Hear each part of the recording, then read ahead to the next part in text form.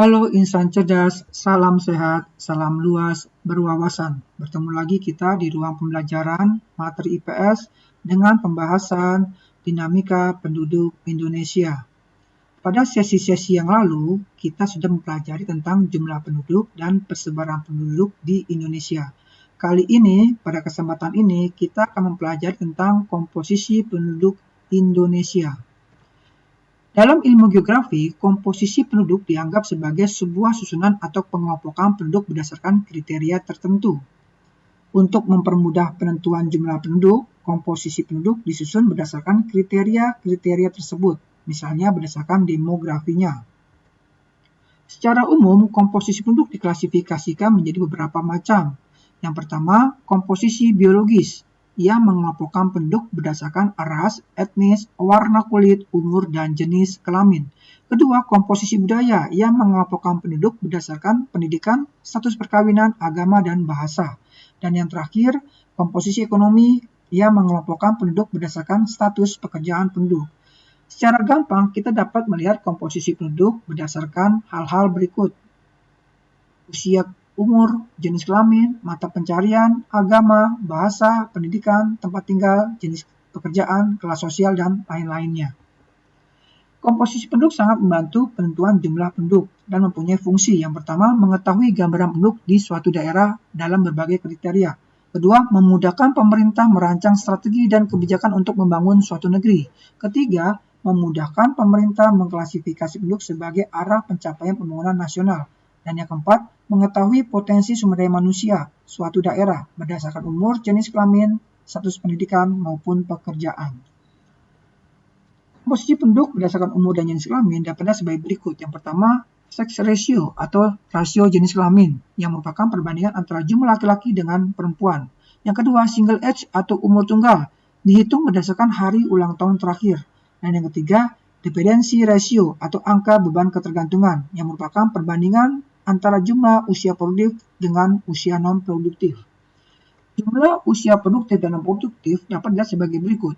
Usia non-produktif dilihat dari umur 0 sampai 15 tahun dan umur 65 tahun ke atas. Sedangkan usia produktif adalah usia 15 tahun sampai 64 tahun.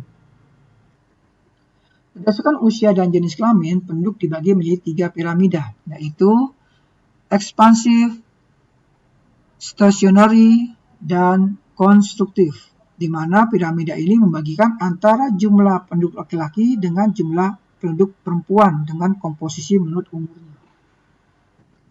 Piramida penduduk muda atau ekspansif. Piramida ini disebut juga dengan piramida berbentuk segitiga. Piramida ini menggambarkan suatu wilayah dengan pertumbuhan penduduk yang sangat cepat karena tingkat kelahiran masih tinggi dengan tingkat kematian rendah. Piramida ini mempunyai ciri-ciri sebagian besar berada pada kelompok penduduk muda, kelompok usia tua jumlahnya sedikit, tingkat kelahiran bayi tinggi, dan pertumbuhan penduduk tinggi. Piramida penduduk stasioner atau granat, disebut juga dengan piramida berbentuk segi empat. Piramida ini menggambarkan suatu wilayah dengan pertumbuhan penduduk yang cenderung tetap, yaitu jumlah tingkat kelahiran sama dengan tingkat kematian. Piramida ini mempunyai ciri-ciri penduduk pada setiap kelompok umur hampir sama, tingkat kelahiran rendah, tingkat kematian rendah, dan pertumbuhan penduduk mendekati 0 atau lambat. Piramida berbentuk tua atau konstruktif, disebut juga dengan piramida berbentuk batu nisan. Piramida ini menggambarkan suatu wilayah dengan pertumbuhan penduduk yang cenderung menurun, yaitu tingkat kelahiran lebih kecil daripada tingkat kematian. Piramida mempunyai ciri-ciri sebagian besar penduduk berada kelompok usia dewasa atau tua. Jumlah penduduk usia muda sangat sedikit, tingkat kelahiran lebih rendah dibandingkan tingkat kematian, dan pertumbuhan penduduk terus berkurang. Penduduk usia kerja dapat dilihat sebagai berikut. Bayi, balita, anak-anak, dan lansia disebut dengan bukan angkatan kerja, sedangkan remaja dewasa disebut dengan angkatan kerja. Bukan angkatan kerja adalah orang-orang yang masih bersekolah, ibu rumah tangga, pensiunan, dan sebagainya. Angkatan kerja adalah orang-orang yang aktif bekerja dan yang sedang mencari pekerjaan.